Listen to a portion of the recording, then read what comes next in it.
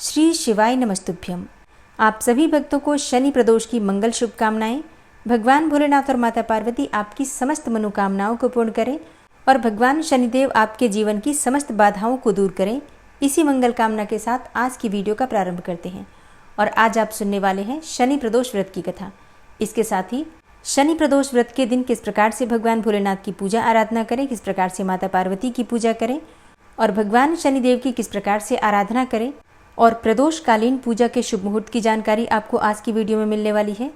इसके साथ ही बहुत सारे भक्तों के प्रश्न आए हैं कि किस प्रकार से हम एकादशी व्रत का पारण करें अगर हम प्रदोष का भी व्रत करते हैं तो आज की वीडियो में संपूर्ण जानकारी आपको मिलने वाली है, इसलिए वीडियो को पूरा ज़रूर देखिए। तो सबसे पहले जानते हैं कि त्रयोदशी तिथि कब प्रारंभ हो रही है, कब समाप्त हो रही है और प्रदोषकालीन पूजा का शुभ मुहूर्त क्या है। देखिए, त्रयोदशी तिथि प्रारंभ हो जाएगी 6 अप्रैल को सुबह 10:19 पर और समाप्त हो रही है 7 अप्रैल को सुबह 6:53 पर। तो प्रदोष का व्रत आप धारण करेंगे 6 अप्रैल को और इस दिन प्रदोषकालीन पूजा का शुभ मुहूर्त आपको प्राप्त हो रहा है शाम को 6:15 से रात्रि में 8:30 तक। इसी शुभ मुहूर्त में आपको भगवान भोलेनाथ और माता पार्वती की विधि विधान से प्रदोषकालीन पूजा करनी है। तो जो भक्त व्रत धारण करते हैं प्रदोष का या फिर बिना व्रत किए भी पूजा आराधना करते हैं, देखिए, अगर आप लोग सुबह किसी भी कारणवश पूजा नहीं कर पाते हैं या बहुत थोड़ा समय मिलता है सुबह की पूजा के लिए, तो विशेष पूजा प्रदोष काल की होती है। संध्या काल में त्रयोदशी तिथि के दिन पूजा जरूर कीजिए। जरूरी नहीं है कि आप व्रत धारण करें, बिना व्रत किए भी पूजा कर सकते हैं। और हाँ, प्रदोष का व्रत जिस दिन पड़ता है उस दिन के अनुसार प्रदोष व्रत के नाम होते हैं। जैसे कि सोमवार के दिन जो प्रदोष व्रत आता है उसे सोम प्रदोष कहा जाता है, गुरुवार के दिन प्रदोष व्रत आता है तो उसे गुरु प्रदोष कहा जाता है और उसी प्रकार से जब शनिवार के दिन प्रदोष व्रत आता है तो उसे शनि प्रदोष कहा जाता है। लेकिन प्रदोष व्रत में जो हम पूजा आराधना करते हैं भगवान भोलेनाथ की, उसकी विधि एक ही होती है, मतलब एक ही प्रकार से भगवान शिव और शक्ति की आराधना की जाती है, लेकिन कथा बिल्कुल अलग होती है और दिन के अनुसार प्रदोष व्रत के महत्व भी अलग होते हैं। तो जैसे कि अगर आप शनि प्रदोष का व्रत धारण करते हैं तो शनि दोषों से मुक्ति मिलती है, किसी भी प्रकार के बुरे ग्रह दोष होते हैं उनसे आपको मुक्ति मिलती है। इसके साथ ही रोगों से मुक्ति मिलती है।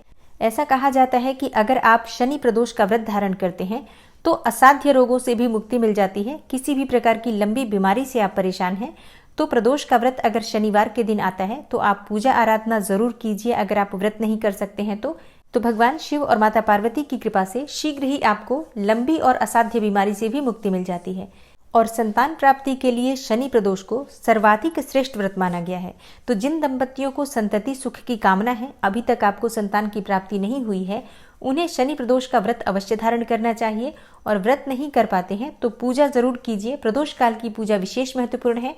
अगर आप प्रदोष काल में पति पत्नी पूजा आराधना करते हैं तो निश्चित ही आपको उत्तम और योग्य संतान की प्राप्ति होती है। और हाँ, जो भक्त व्रत नहीं करते हैं उन्हें भी भगवान शिव और माता पार्वती की पूजा करने के बाद कथा अवश्य सुननी चाहिए। कथा सुनने से मन की समस्त कामनाएं भी पूर्ण होती हैं और भगवान शिव का विशेष आशीर्वाद भी आपको प्राप्त होता है। तो पूरे भक्ति भाव से कथा अवश्य सुननी चाहिए। शनि प्रदोष की पौराणिक कथा के अनुसार प्राचीन समय की बात है, एक नगर में एक सेठ रहता था। नगर सेठ धन दौलत और वैभव से संपन्न था और अत्यंत दयालु था। उसके यहाँ से कभी भी कोई भी खाली हाथ नहीं लौटता था। वह सभी को जी भरकर दान दक्षिणा देता था। लेकिन दूसरों को सुखी देखने वाले सेठ और सेठानी स्वयं बहुत दुखी रहते थे और दुख का कारण था उनकी संतान का न होना। एक दिन उन्होंने तीर्थ यात्रा पर जाने का निश्चय किया और अपने काम काज सेवकों को सौंपकर चल पड़े। अभी वे नगर के बाहर ही निकले थे कि उन्हें एक विशाल वृक्ष के नीचे समाधि लगाए एक तेजस्वी साधु दिखाई पड़े। दोनों ने सोचा कि साधु महाराज से आशीर्वाद लेकर आगे की यात्रा शुरू की जाए। पति पत्नी दोनों समाधि लीन साधु के सामने हाथ जोड़कर बैठ गए और उनकी समाधि टूटने की प्रतीक्षा करने लगे। सुबह से शाम हो गई और शाम से फिर रात हो गई, लेकिन साधु जी की समाधि नहीं टूटी। मगर सेठ पति पत्नी धैर्यपूर्वक हाथ जोड़कर बैठे रहे। अंततः अगले दिन प्रातःकाल साधु जी समाधि से उठे और सेठ पति पत्नी को बैठे देखकर वह मंद मंद मुस्कुराए और आशीर्वाद स्वरूप हाथ उठाकर बोले, हे वत्स, मैं तुम्हारे अंतर मन की कथा भाप गया हूँ। मैं तुम्हारे धैर्य और भक्ति भाव से अत्यंत प्रसन्न हूँ। साधु ने संतान प्राप्ति के लिए उन्हें शनि प्रदोष का व्रत करने को कहा। साधु ने कहा कि शिव पार्वती की पूजा शनि प्रदोष व्रत के दिन करने से और शनिदेव की पूजा करने से तुम्हें उत्तम और योग्य संतान की प्राप्ति होगी।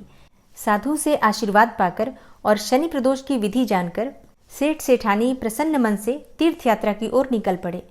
तीर्थ यात्रा करने के बाद जब दोनों घर वापस लौटे तो साधु के बताए अनुसार नियम पूर्वक विधि विधान से शनि प्रदोष का व्रत करने लगे।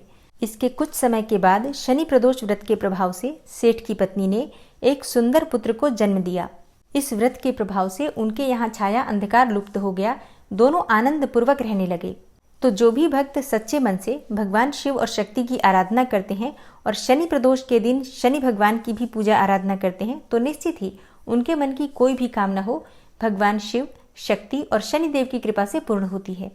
और अब बात करें कि अगर आप एकादशी का भी व्रत करते हैं और प्रदोष का व्रत भी करना चाहते हैं तो ऐसे में आपको एकादशी व्रत का पारण किस प्रकार से करना है। सुबह जब आप स्नान इत्यादि करते हैं उसके बाद भगवान श्री विष्णु की विधि विधान से पूजा कर लीजिए और पारण का जो शुभ मुहूर्त है उसी समय में आपको थोड़ा सा तुलसी का पत्ता और गंगा जल लेना है अपनी दाहिने हाथ की हथेली पर और उसे निगल लीजिए। मतलब तुलसी के पत्ते को तोड़कर छोटा छोटा करके रख लीजिए अपने हाथ में और इसके साथ गंगा जल आप ले सकते हैं या फिर आप चरणामृत ले सकते हैं जो कि भगवान श्री हरि विष्णु का अभिषेक किया हुआ जल होता है, उसे ले सकते हैं और इसी से आप अपना व्रत खोल सकते हैं। क्योंकि शास्त्रों के अनुसार तुलसी पत्ता और भगवान श्री हरि विष्णु के चरणामृत को अगर हम ग्रहण कर लेते हैं तो हमारा एकादशी व्रत संपूर्ण माना जाता है। और इसके बाद आप प्रदोष व्रत का संकल्प ले सकते हैं और विधि विधान से भगवान शिव और माता पार्वती की पूजा आराधना कर सकते हैं। तो ध्यान रखिए, एकादशी व्रत का पारण करने के बाद ही आप प्रदोष व्रत का संकल्प ले सकते हैं, क्योंकि जब तक आप एक व्रत समाप्त नहीं करेंगे, एक व्रत को पूर्ण नहीं करेंगे, तब तक आप दूसरा व्रत प्रारंभ नहीं कर सकते हैं। तो पहले आप एक व्रत का पारण कर लीजिए, फिर आप हाथ धो लीजिए और उसके बाद से आप भगवान शिव की विधि विधान से पूजा आराधना करके व्रत का संकल्प ले सकते हैं। और अब कुछ बहुत जरूरी चीजें जिनका ध्यान आपको प्रदोष व्रत करते समय रखना है। देखिए, शनि प्रदोष है, कुछ चीजें अगर आप कर लेते हैं आज के दिन तो सभी प्रकार की जो परेशानियां हैं आपके जीवन में वो समाप्त हो जाएंगी। वो किसी भी प्रकार की परेशानी हो सकती है आपकी, लेकिन शनि प्रदोष का दुर्लभ संयोग जब प्राप्त होता है तो बड़ी परेशानियां जो होती हैं उनके समाप्त करने के लिए आप कुछ विशेष उपाय जरूर कीजिए।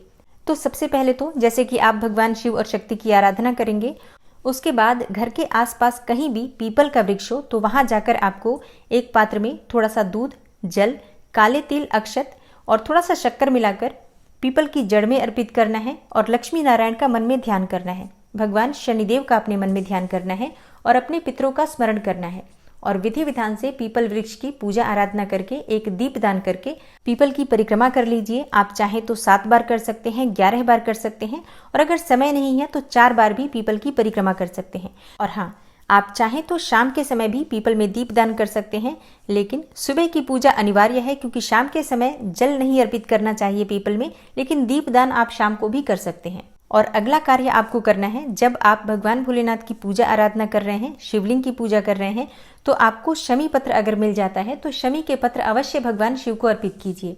और इसके साथ ही अगर आपको पुष्प भी मिल जाते हैं शमी के, तो जरूर आज के दिन आपको शिवलिंग पर अर्पित करना चाहिए। काले तिल पूजा में जरूर शामिल कीजिए। आज काले तिल शिवलिंग पर अर्पित करने से किसी भी प्रकार के ग्रह दोषों से मुक्ति मिल जाती है। और हाँ, जैसे कि शनि प्रदोष है तो आप चाहें तो कच्चे दूध में थोड़ा सा जल मिलाकर, काले तिल मिलाकर और शक्कर डालकर इसी से आप भगवान शिव का अभिषेक कर सकते हैं। शनि प्रदोष के दिन काले कुत्ते को रोटी में सरसों का तेल लगाकर जरूर दीजिए। तो आज के दिन इन बातों का ध्यान रखिए। निश्चित ही भगवान शिव, माता पार्वती और भगवान शनिदेव की कृपा से आपके जीवन की बड़ी से बड़ी परेशानियों का समापन होगा। इसमें कहीं कोई संशय नहीं है, क्योंकि भगवान भोलेनाथ की कृपा जब प्राप्त हो जाती है तो दुर्लभ से दुर्लभ मनोकामनाएं भी पूर्ण हो जाती हैं और बड़े से बड़े संकटों से भी मुक्ति मिल जाती है। तो उम्मीद करती हूँ आज की वीडियो आपके लिए अवश्य उपयोगी होगी। अच्छी लगी है वीडियो तो लाइक कीजिए, शेयर कीजिए और चैनल पर पहली बार आए हैं, आज की वीडियो अगर आपको अच्छी लगी हो तो चैनल को सब्सक्राइब करके बेल आइकन को जरूर प्रेस कर लीजिए। मिलती हूँ मैं आपसे अगली वीडियो में, तब तक के लिए नमस्कार।